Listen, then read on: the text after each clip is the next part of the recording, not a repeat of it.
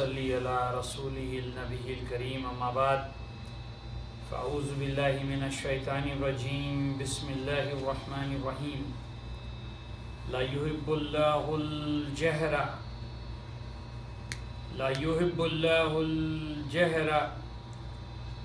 بالسوء من القول الا من ظلم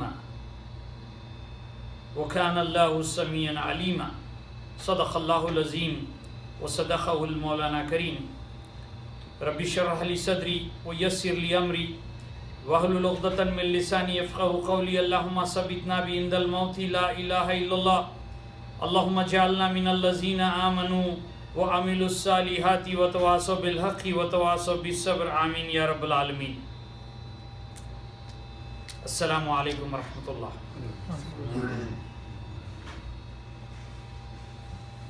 حالات حاضرہ کے لحاظ سے میں نے آج سورۃ النساء کی 148 آیت کی تلاوت کا شرف حاصل کیا۔ لا یحب اللہ الجہر، اللہ سبحانہ و تعالی پسند نہیں کرتا بالسوء من القول، جو کلمات تم عوام الناس میں شیطانی کلمات پیش کرتے ہو، اللہ رب العزت اسے پسند نہیں فرماتا، حتیٰ کہ وہ مظلم ہو۔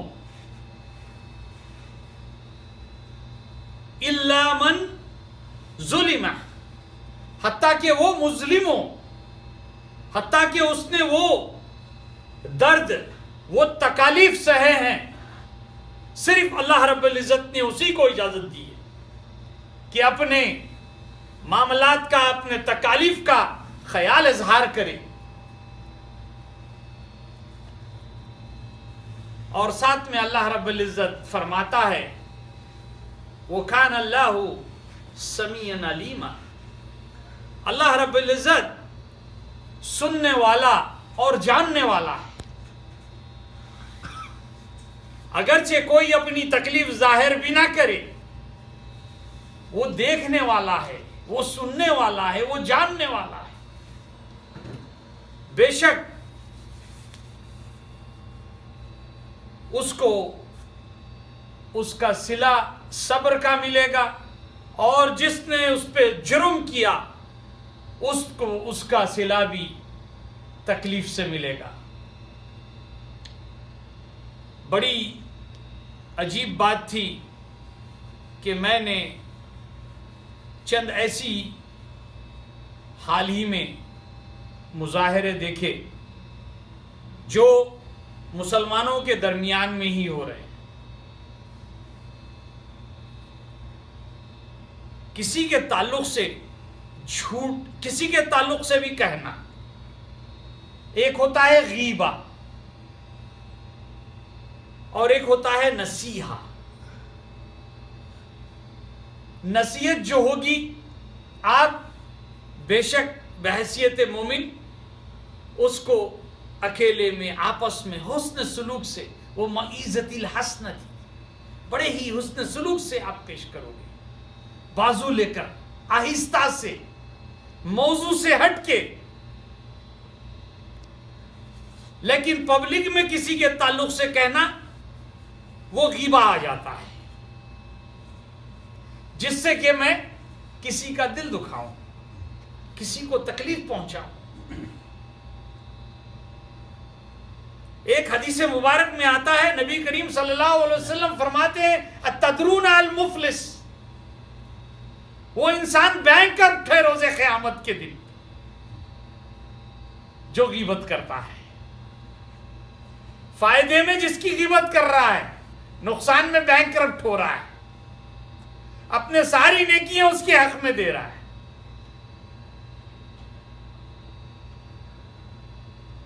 اب قرآن کریم میں واضح طور پہ آتا ہے کہ میں جھوٹوں کے خلاف جنگ کر دوں گا. جھوٹ کہنے کا اسلام میں اسی لیے مقام بالکل ہی نہیں ہے، اجازت ہی نہیں ہے، کیونکہ یہ سچا مذہب ہے، سچا اللہ ہے، سارے سچے رسول ہیں، خاص طور پہ خاتم النبیین صلی اللہ علیہ وسلم. تو پھر اتنی سچائی آپ دیکھ رہے ہو، اس کی کتابیں سچی ہیں، اس کے کلمات سچے ہیں، تو پھر تم جو ایمان لے آئے، تم کیسے اس کے مخالفت میں جھوٹ کہہ سکتے ہو؟ تو جو لوگ شیاطین اولیاء بناتے ہیں، ایک ہوتے ہیں اولیاء اللہ، دوسرے ہوتے ہیں شیاطین اولیاء. تو جو شیاطین اولیاء بناتے ہیں وہ ان کے حلق بن جاتے ہیں شیاطین. اس آیت میں خاص طور پہ اللہ رب العزت اسی پہ زور دے رہا ہے کہ تم جو کہہ رہے ہو وہ تم کو شیاطین کہوا رہے ہیں، تم شیاطین کے چنگل میں پھنس گئے ہو. اسی لیے ہر وقت یاد آتی ہے آیت وَمَن يَعْشُ عَن ذِكْرِ الرَّحْمَنِ، کہ تم جس وقت اللہ کا ذکر منقطع کر دو، ہم تم پہ شیطان نافذ کر دیں گے. وَنُقَيِّضْ لَهُ شَيْطَانًا، فوری تم پہ شیطان. جیسے ذہن میں آیا کہ میں یہ جھوٹ بولوں گا تو یہ محسوس کرنا کہ شیطان تم پہ نافذ ہو گیا. شارک سے قریب خون میں دوڑ رہا ہے، اللہ شارک کے قریب ہے تو وہ خون میں دوڑ رہا ہے، ہماری رگوں میں دوڑ رہا ہے. کہ جیسے شارک کو اپنی دل و دماغ سے دور کیے تو وہاں پہ پھر وہ رگ میں موجود ہے، شیطان آپ پہ حاوی ہو جائے گا. ہم بعض مرتبہ فون کرتے ہیں، چھوٹی چھوٹی سی گفتگو کہہ رہا ہوں، بڑے تب جاتے ہیں، 100 مرتبہ فون کر لیا. در حقیقت آپ فون نہیں کرتے 100 مرتبہ، 2 4 5 مرتبہ کہتے ہیں. آپ کہہ گزر جاتے ہیں، ارے 100 مرتبہ فون کیا، واللہ آپ فون نہیں اٹھائے، اللہ کو بھی گواہ بنا رہے. یہ جو پریکٹس ہے یہ بالکل جیسے کھانے والی پریکٹس ہے، تمباکو کھانے والی پریکٹس ہے، سگریٹ پینے والی. آدمی عادی ہو جاتا ہے. تو ایک جھوٹ شروع کی تو وہاں پہ جو ہے لگ گئی. ایک عورت اللہ کے نبی صلی اللہ علیہ وسلم کے پاس آتی ہے. یہ اسما رضی اللہ تعالی عنہ بنت ابو بکر صدیق رضی اللہ تعالی عنہ سے راوی ہے. وہ آ کے نبی کریم صلی اللہ علیہ وسلم سے پوچھتی ہے، یا رسول اللہ صلی اللہ علیہ وسلم، میرے خاوند کے پاس اور ایک بیوی ہے، کیا میں اسے جلانے ایسی چیز کہہ سکتی ہوں کہ خاوند نے مجھے یہ چیز دی ہے؟ آپ ہرگز اجازت نہیں دیتے.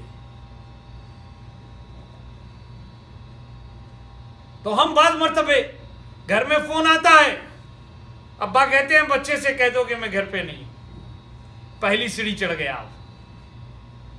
اپنی اولادوں کو ہم جو تعلیم دیتے ہیں اس پہ بھی ہمیں توجہ کرنی چاہیے، تاکہ آنے والی نسلوں میں جو ہم دیکھ رہے ہیں ابھی اس کے شکار نہ بن جائے.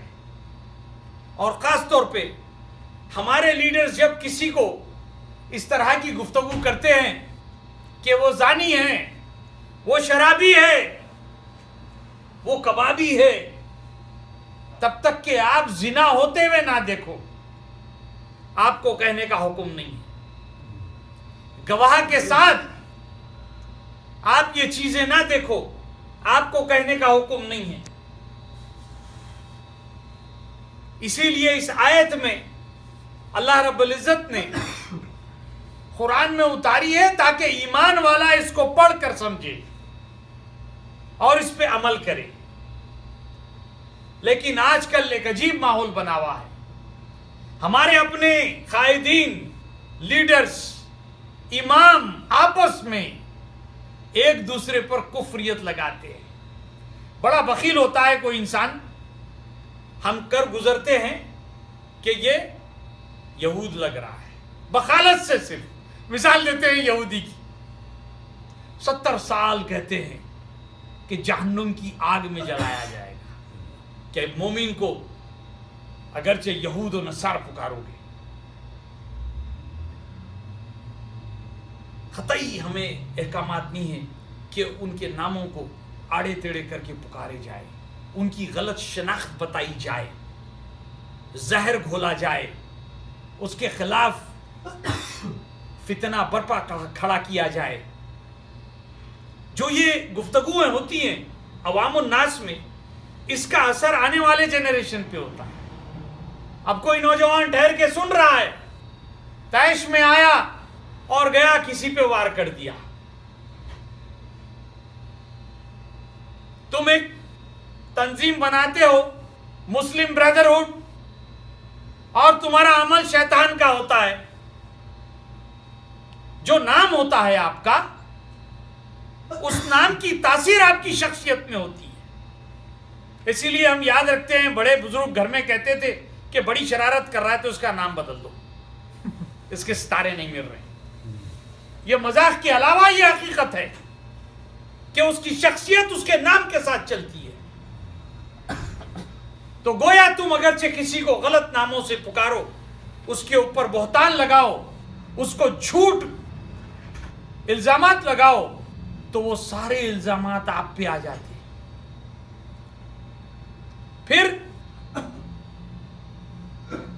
قتل الخراسان، اللہ سبحانہ و تعالیٰ قرآن میں فرما رہا ہے میں ان جھوٹوں کے خلاف جنگ کر دوں گا. تو کیا آپ اللہ سے جنگ کر پہ آپ جی پاؤ گے؟ سوچ لو تھوڑی دیر کے لیے کہ آپ کیا جنگ کر کے اس معاملے سے آپ دستبردار ہوگے؟ دنیا میں آپ کو عزت ملے گی یا آخرت میں آپ کو عزت ملے گی؟ ہم سب کو ایک دن زمین کی غذا بننا ہے، اور ہمیں خاص طور پہ ان چیزوں پہ توجہ رکھنی چاہیے تاکہ ہم سے کوئی ایسی کوتاہی نہ ہو جائے. چھوٹی سی چھوٹی بات پہ چھوٹی چھوٹی مثال دی ہے میں نے، تاکہ ہمیں اس چیز کے عادی نہ بن جائے، ہمارا دل و دماغ اس کو اپنی عادت نہ بنا لے. وآخر دعوانا والحمدللہ رب العالمین. سنت موت.